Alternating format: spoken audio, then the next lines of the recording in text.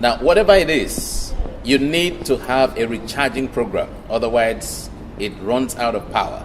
We all know that about our phones and our iPads. We have to keep recharging to ensure that it stays within the functions that we want it to perform. So why don't we think it's important to recharge our love life? Absolutely.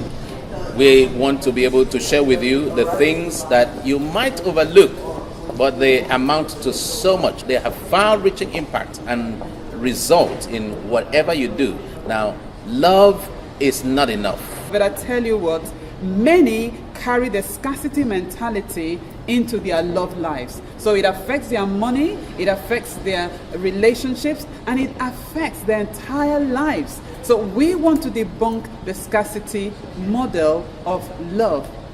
When we were just dating or when you are courting, there's always a way out, because there's a mentality you carry and you believe it can be done. Yes. So even when it's not there, you know it can be done.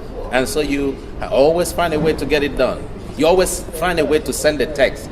You always find a way to give the next call and find out how is he doing, how is she doing. That's what we're talking about. So we do have about 3 aspects we are going to handle. One is love, the other is money, and the other is men. And tell us about the men.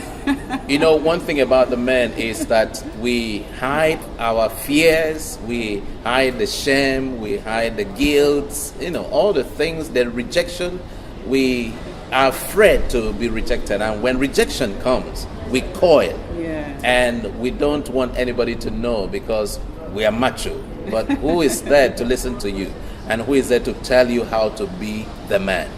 So we want you to be the man, and we want you to come on this event. It's going to be power-packed, different aspects of what men need to know, to how to date a girl, to how to make your marriage work. So it's going to come across. This is one event that we give the attention to men that we need to give, because men have not been given that attention, and that's what we do in our programs and our work.